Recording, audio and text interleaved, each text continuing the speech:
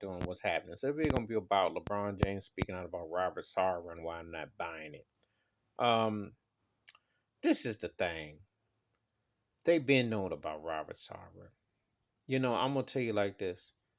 LeBron James is active to an extent, but he ain't that kind of active. He ain't lost nothing. I don't like people talking about like he's some kind of like he gonna be some NBA messiah, like he gonna do something. He ain't gonna do nothing. He gonna get out there and play, stat pad, break Kareem's record, you know, and fatten his records. It's not like he's gonna sit there and say I'm not gonna play in Phoenix. That would be a statement if guys got together and boycotted playing in Phoenix altogether and forced the hand. When they threaten, they have to make a real stand. And until I see somebody doing something like that or that level of magnitude, I'm not buying it because the thing is this. You're gonna the players themselves have to be accountable for their words. You can't be walking around up and down the court saying the N word. You can't be up around the court being derogatory. Yeah, you can get upset with the rest. I'm with that. But see, the NBA already shows you that they're plantation anyway. They have allowed racist owners to infiltrate. And believe me, it ain't just the Donald Sterling to Robert Sarver. And how did the white boys who be owning these teams for 20 years or so on, then made all that money, and then had had people in the brass and so on say this stuff, and they handpick, and this is what goes on.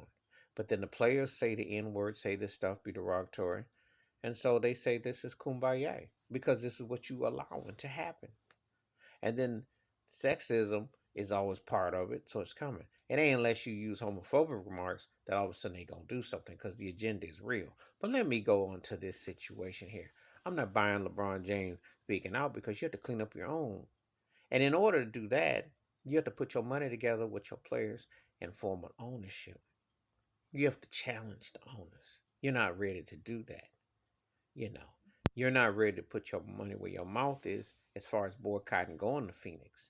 I'm not surprised about Phoenix. Phoenix always had racist agendas all the time. You remember Dr. King and the governor, they didn't want to acknowledge as a holiday. And they've always had issues there. This ain't nothing new. Adam Silver ain't nothing more than another puppet fieldhead. And he tells his black players, y'all better stand for the anthem. You got to wear a certain clothing attire. And you got to be play a year of college basketball, get on the college basketball plantation.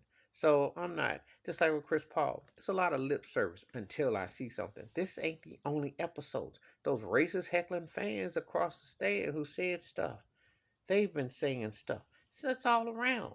You have to clean your act up, and then you have to balance it out. But I'm not trying to hear what LeBron James got to say about this because he know it's been there. He's Chris Paul and him been boys. Chris Paul been in Phoenix. Chris Paul done had these 2 episodes with racist owners. And you know that it's a lot more. LeBron James had his own episode with Dan Gilbert in Cleveland. So I don't want to hear him talking about no issue when he crawled back to a guy who said, and one thing about LeBron James, I always agree with everything on the court with him, and I think he gets a bit overrated with certain pundits because they're trying to sell tickets. But one thing I will say about LeBron James, you can never say he quit and he half-heartedly played. So for a man to say that to him and a guy who happened to be a Trump supporter, and there's a whole lot of politics, just because it's nothing but a plantation in the NBA, 75% black, but you only got one black owner. So come on now, a majority owner in that with Michael Jordan. You're never going to have equality unless you have the balance. You need a black commissioner. I say this in all pro sports. Black commissioner, black ownership, more general manager. You got to have more balance. You don't have it, this is what you have. And it's a plantation mindset, but they don't want to tell you that about the NBA. So I'm not trying to hear what LeBron James got to say because you got to clean up what you say out your mouth and what you do. You got to force the issue to boycott games in Phoenix. And you got to demand, take your money and tell these cats, we got to invest and make an investment.